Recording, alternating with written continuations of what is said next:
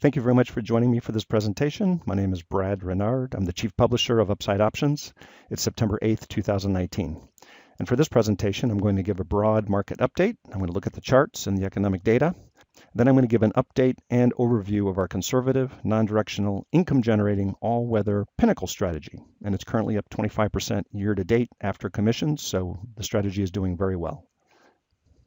The questions I will address in this presentation is the elevated volatility over? The S&P 500 index just broke out. How high can it go? If the market falls again, how low can it go? Should I start to add short exposure to my portfolios? Do we see a recession coming? And when recessions hit, they usually hit stocks by minus 40 to minus 50%. What will be the best investment strategies for the balance of 2019? For example, passive, that is buying index ETFs, stock picking along with hedge short trades, or a non-directional strategy such as the Pinnacle strategy. And I will be covering in more detail the Pinnacle strategy today. Should I sell some of my passive ETFs? Should I trust my financial advisor with all of my money? And as a reminder, they usually just buy the broad-based ETFs and hold, and it's not a great time to be holding index ETFs right now. And finally, provide an overview and update of the Pinnacle strategy, and we're going to analyze a recent trade that we opened. For the Pinnacle strategy, it's up 25% year to date. That's after commission, so it's doing really well. And I will talk more about the Pinnacle strategy once I go over the charts and the economic data.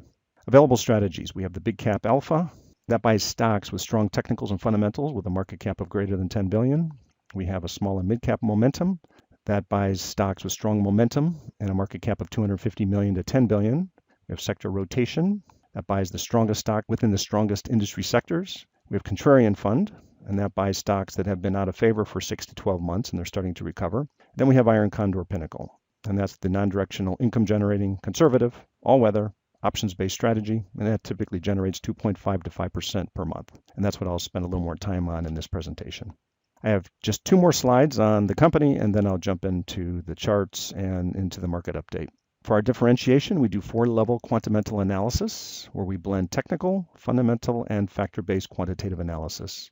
We're also long-short, and recently we're moving to 75% long and 25% short in our stock strategies.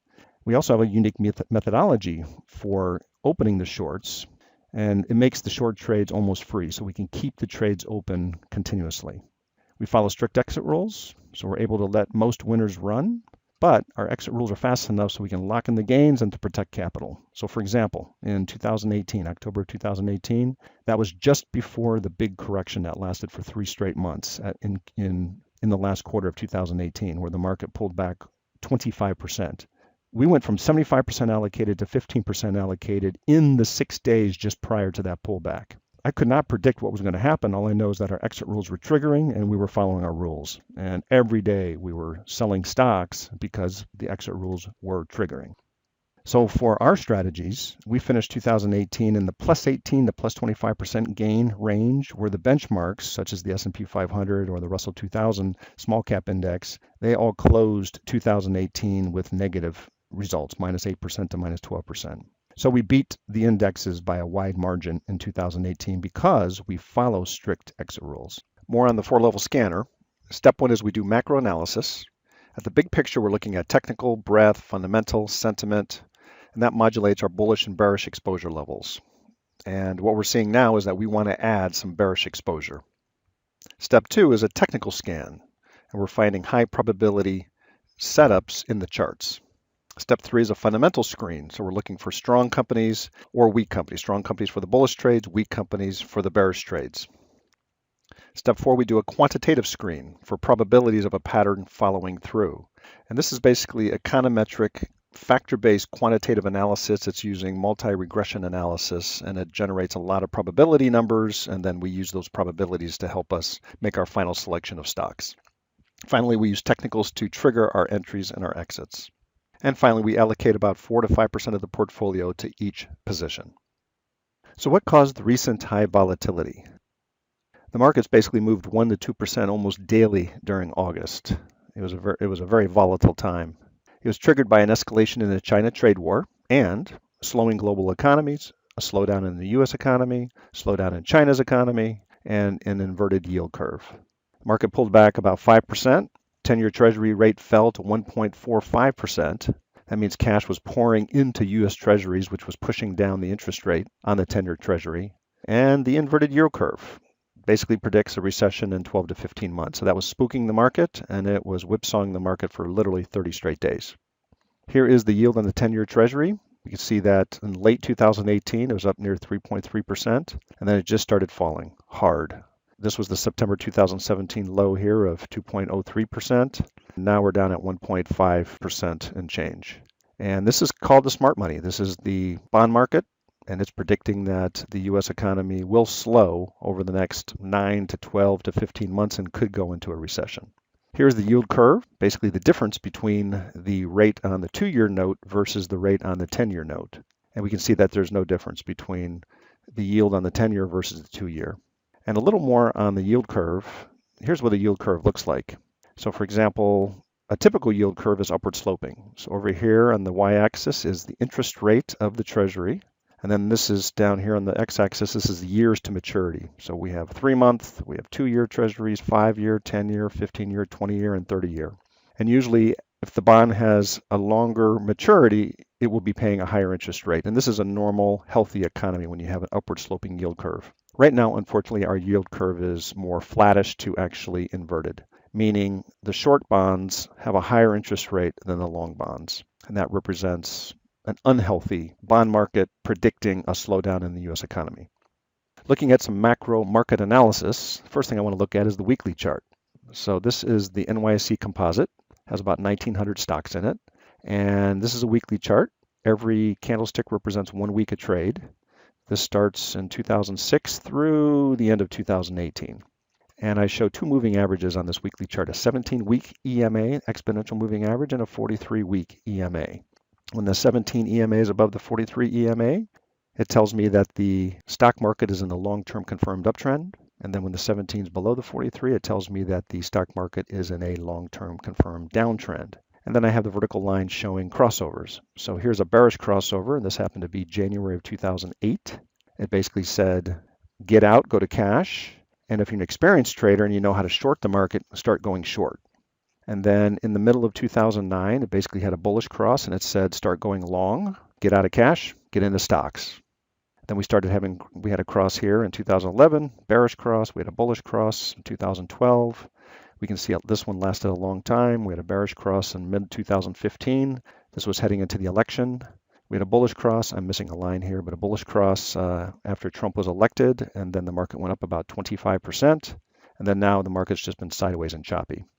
So is the broad stock market in a confirmed long-term uptrend? Well, actually, I'll bring up another chart that shows where we are right now. And actually, we are. And this is technical analysis at the macro level. Using a weekly chart, we're using the major indexes. This one is the NYSE, which has 1,900 stocks in it, but we can use other indexes like the S&P 500 or the 400 mid caps or the small caps or the NASDAQ composite, things like that. And again, I'm showing a chart showing the 1743 EMA on the NYSE composite. Zooming in, here's the S&P 500 index I'm showing, and I'm showing again weekly chart with the 1743, and we can see that the 1743 crossed here. This was at the end of 2018 when we had 3 months of a correction, and then we're back over, and the 17 is still over the 43, so it tells me that we're still in a long-term confirmed uptrend. Further on macro analysis, we look at corporate earnings, and this is very important because this ultimately drives stock prices. If companies are making earnings and growing earnings, then stocks will go up. And what I'm looking at here is the S&P 500 index is the blue, using this axis over here. And then I show this line here, and this represents forward 4-quarter earnings of all 500 companies. And we're sitting at around $173 worth of earnings for forward 4-quarter earnings. So S&P 500 companies projected to generate $173 of earnings over the next 4 quarters. Market's trading right now at about 17.2 times earnings. Market is classified as slightly expensive. Corporate earnings growth has been slightly negative over the last 2 quarters, but corporate earnings grew really strong, kind of in the plus 15 to plus 25% rate for 4 or 5 straight quarters last year. So to have earnings to slow down a little bit is just fine, and the market's okay with it. And sales growth of these S&P 500 companies is still pretty strong. It's at plus 4%. Macro analysis continued. Let's look at the economic data. All this information is more positive. So core retail sales here, it shows that the consumer continues to spend. And core retail sales year over year is growing plus 4 point, almost plus 5%. GDP is still kind of in the plus 1.8% or greater. So GDP is still positive and still pretty good for the U.S. economy. Consumer credit, this is credit offered by credit cards and banks and consumer loans and auto loans. As long as the banks continue to provide credit to consumers, they will continue to buy products and spend money. And that drives about 70% of the U.S. economy. So that looks pretty good. Here's non-farm payroll changes. So payroll has been strong. Jobs growth has been strong for many years now. We can see the unemployment rate has just been dropping continuously. It's very low, down around 3.9%. Hourly earnings are climbing. That's good. So there's more money in the workers' pockets. And initial unemployment claims, which represents companies firing people, has been dropping. This has been low for a very long time. So this looks fine. More on the economic data, positive. These are the probabilities that the Fed's going to lower interest rates during their next September meeting, and it's about 100% probability. Interest rates, I already showed this chart once, and this is actually a positive. It's a negative and a positive. The positive is interest rates are very low, and that's good for companies. It's good for their earnings. Inflation is running below 2%, so that's good. It means the Fed could still keep on lowering rates and feel comfortable in doing that. GDP, as I mentioned, is around 1.8% or greater, so the economy is still growing, and that's good. Personal income and spending, this represents consumers, represents about 70% of the economy. It tells me that they're still spending and still buying lots of things, and that is driving the U.S. economy. So that looks pretty good. Negative, ISM index. This is manufacturing across the U.S., and it's been slowly deteriorating. It's actually just moving into contraction territory just in the last couple of days.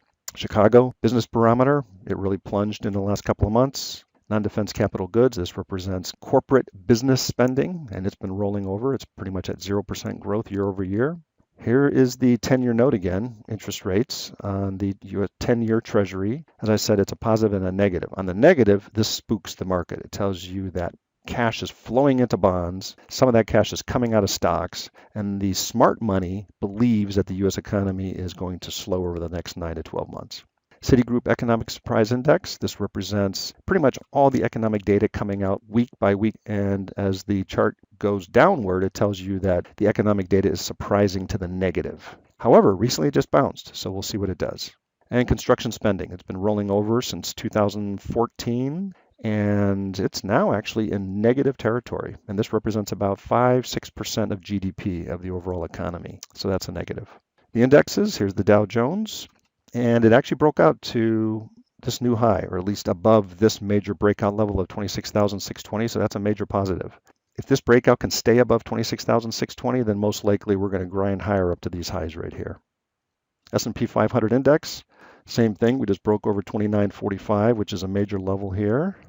And there's a reasonable chance now that the SPX is going to go back up to 3,025 and test this level. I think there's a very low probability that it's going to break over 3,025. NASDAQ Composite Index, it's banging up against its highs here, and the way the indexes look, this is most likely going to break over and could get up and retest this 8,300 level. The Qs, this is 100 of the largest technology stocks. Looks pretty bullish. Here's an upward sloping line here. It's above it. We're kind of in this wedge, and it looks bullish. And we're over it. We're over 191. So most likely we're going to be climbing up to the top of possibly this point right here, about 196. NYSE Composite. Now this was a very bearish chart. Downward sloping, lower low, downward sloping, lower highs. If the index stays down in this range, it tells you most likely the stock market is going lower over the long term. It did pop over it once, and recently it looks like it's trying to get back over it again. So we'll see. We have to give this another week or two. This one has about 1,900 stocks in it. If this can get back over this line, then I'm going to delete these lines, and it's going to invalidate this bearish pattern. Small caps. This looks pretty bad. We're down near the lows, and we'll see what happens. I mean, if it can stay over 144 or 78 and eventually get over 160, then that will be an all clear signal to the broad stock market. Macro analysis continued. Let's look at the corporate bonds. First thing we look at is high yield. This is HYG. This represents CCC or lower in quality of debt that companies issue. what it tells me is that bond investors feel comfortable with buying this debt. Then investment grade bonds, and this is LQD, and it tells me that investors feel comfortable in buying investment grade bonds and believe that the probability of default for these companies is low. Same thing over here. What investors care about is probability of default. And they believe right now the probability of default for the junk debt is low, and they believe that the probability of default for the investment grade debt is low. So overall, that's good. Let's look at some industry sectors. Here's XLI, industrials. And we can see that it's just done nothing, literally since the beginning of 2018. So it's been going sideways, and at least it's going up. At least it's over this support line right now. KBE, the banks, they've been looking bad, still below the 200-day line, down here near this support level of $40. So as interest rates of the 10-year note has been falling and the yield curve has gone flat and or inverted, this is bad for the banks. It's hard for the banks to make money with a flat or inverted yield curve. XLY, consumer discretionary. These represent companies that create products that aren't necessarily needed to survive. Things like pool tables or swimming pools or movie theaters or going out to restaurants, things like that. We can see that this looks good. It tells me that the stock market is doing okay and that investors feel comfortable in moving money into consumer discretionary types of companies. RYT, this represents tech stocks, and this is equal weight. XLK is another one that everyone watches, but this one's equal weight, and I prefer to watch the equal weight one versus the market cap weighted. Since the Amazons of the world and Apples are so big, they represent such a large percentage of these ETFs. So this one doesn't. It's still strong. So money is flowing back in to the stock market, especially in the last couple of days. The next one is XTN, transportation. Rail, truck, air for moving products from point A to point B around the United States. And we can see that in general it's weak. It's down here near its 200-day line. So the transports really do need to start participating if this market is going to start moving higher, especially these transports need to get back over $64. Market breadth. One market breadth indicator that I like to watch is the cumulative advanced decline line. And for the S&P 500 index, it's climbing. It's actually took out a new high. The way this is created is from day to day. It looks at, for example, for this one, it's 500 stocks in the S&P 500 index. It takes, of the 500 stocks, how many advanced for the day minus how many declined for the day, and you get a number. Then you take that number and you add it to the prior day's number cumulatively, and you just keep on adding that number to the prior value, and you end up getting a cumulative line like this. This is called the cumulative advanced decline line. When it's climbing like this, there's a pretty darn good probability that this index will continue to move higher. However, the NASDAQ Composite's cumulative advanced decline is, it's not as strong as the S&P. So you can see that it's down here. It did take out a new high over this breakout here. So it tells me that there's a good chance that this market will move higher now. So back to the questions I would like to address. Is the elevated volatility over? Well, based on how the SPX broke up through major resistance and also the Dow, probably it is. I have a feeling that the indexes are going to keep on climbing and retest their high. So I think volatility is going to drop over the next couple of weeks. The market just broke out. How high can it go? Well, for the SPX, it's probably going up to 3,025. That's its all-time high. And for the Dow, it will probably also retest its high. If the market falls again, how low can it go? So let's look at the S&P 500 index chart, SPX, and here are the major levels. 2825 is the low that the most recent high volatility, whipsawing action in August. It tested 2825 and kept on finding support at that level. So we're probably not going any lower than 2825. And if we do break below 2825, that also represents the 200-day line, then we're going to end up coming down and retesting this level down here near 2750. Since we just broke up through 2945, there's a pretty good chance now that we'll find support above 2872. If this breakout doesn't fail and it is valid, then we're going to be probably climbing up to about 3025, hitting resistance up here, and most likely I don't think we're going to be breaking above this.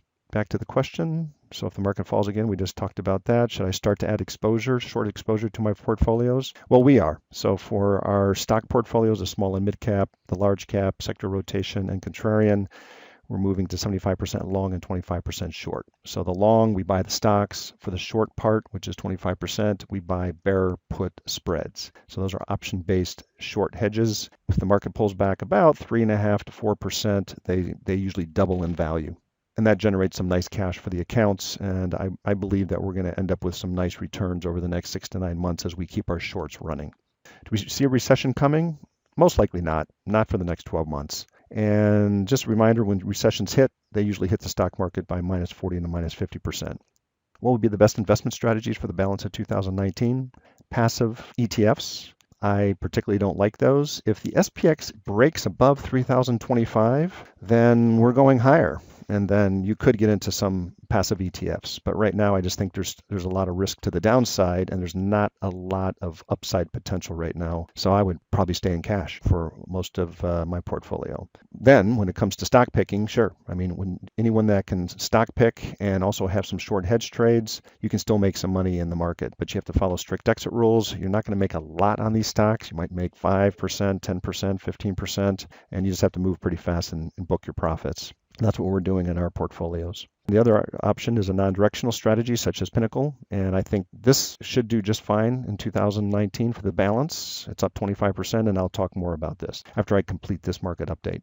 Should I sell some of my passive ETFs? If you're not following them, I absolutely would. I would just go to cash.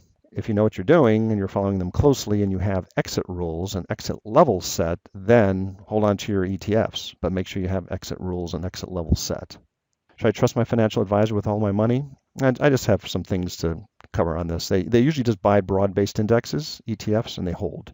And currently, I don't think it's a great time to be holding index ETFs.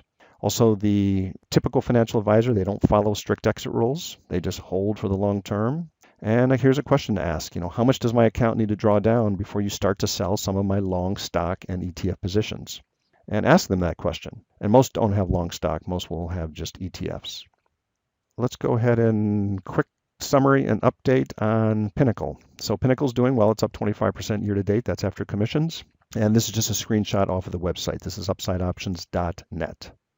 Summary of the Pinnacle strategy. Pinnacle is a conservative, non-directional, income-generating, all-weather strategy. It's optimized and adapted to the new political era that we've been in over the last couple of years. So it can handle the volatility that comes out of Washington.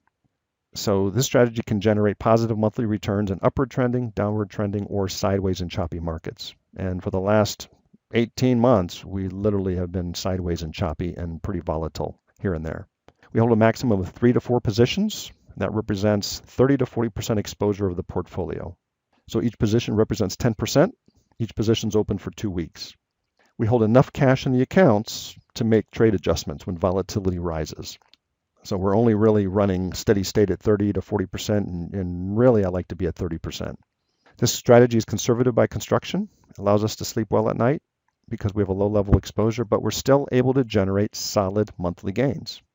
Targeted returns for the total portfolio after commissions is 2.5 to 5% per month. Capital preservation and safety are a top priority, and we have about 15 years of experience in trading this strategy. Here is a recent Pinnacle trade, so you can just kind of see what we're opening. So we're opening credit spreads and iron condors, and we use the SPX. Here's the SPX. This is a September 20th, and actually, we don't have this trade. We actually have a September 13th, but my software was giving me problems. I couldn't find the September 13th option chain, but it looks identical. It's pretty close. So I'm showing the September 20. So here we sold the 29.45 put, bought the 29.35 put for protection. Then we sold the 30.20 call and bought the 30.30 call for protection. This is an iron condor. And it looks like this here. So let me go and zoom in on the risk reward graph. So this trade is open for about 2 weeks. And right recently, since volatility has been higher, we opened up this trade for just a week and a half, or actually just a little less. So on the left side of the risk reward graph is the underlying. So this is the SPX index here. This is time May through present. This line right here represents the closing value of the date that I took a picture of this trade. So this was September 6th. And the SPX closed around 29.78. And then this is the risk reward graph of the options trade. This is an iron condor. We have profit down on the bottom for the overall trade, all 4 legs. Anything to the right of this line represents profit for the iron condor, and anything to the left represents loss for this iron condor. And this point here, this black line represents what the trade looks like on the day of expiration, which is about just a little less than 2 weeks out. And this point represents the call that we sold. This was the 30.20 call. This point represents the 30-30 call that we bought. That creates a bear call spread. And then down here, we sold the put, 29.45 put, and then we bought a 29.35 put for protection. As long as this index here, the SPX, stays inside this trading range, the trade will be 100% profitable on expiration. And you can see that we're bringing in, actually we brought in about $350 for the trade. So this one's wrong because this represents a trade that expires on the 20th. But on the 13th, we brought in about $350. So what we did by looking at the chart is we're selling a call up here at around 30.20, and then we're selling a put right here around 29.45, right within this range. For the math on it, so here's the trade that I just showed you. So we opened up the SPX August 16, 29.45.35 bull put spread. We opened up the SPX August 16, 30.20, 30.30 bear call spread. Add the two together, you get an iron condor. We brought in about $175 or $1.75 for the put spread. We brought in about the same for the call spread. Brought in about $350 or $3.50 of credit for the iron condor. This trade has a 50% potential return in less than 2 weeks. For a 10K portfolio, the return is $350 over 10K, and that's about a 3.5% return. And this is for a 10% allocation. So for the entire portfolio of $10,000, we're just using $1,000 or 10% to open this trade. Usually we're not this high on the premium. It's just volatility was elevated and allowed me to get a much higher premium for this trade. And as I said here, trade's possible because volatility was elevated. Again, you can go to upsideoptions.net and you can see the returns for this strategy. And I have some notes here also talking about July and then August of what type of market action that we saw. Let us do the heavy lifting. Consider trying Pinnacle for free. And we do the analysis to find the best trades. And it's recommended to auto trade, where we do the trading for you in your brokerage account. We open and close all trades. No action is required by the auto trade client. And when we have to make adjustments, things can get fast moving. So it is good to auto trade the strategy. Again, here's the summary of our strategies that are available: big cap alpha, small and mid cap momentum, sector rotation, contrarian, and then the iron condor pinnacle that I just talked about. So thank you very much. I appreciate you joining me for this presentation. Free trials are available at upsideoptions.net/free-trial. We also do a very robust weekly analysis, and that's free. It's on the website, upsideoptions.net/weekly-market-update. And if you would like to send us an email, please send it to support@upsideoptions.net. Thank you very much for your time, and I will see you next time.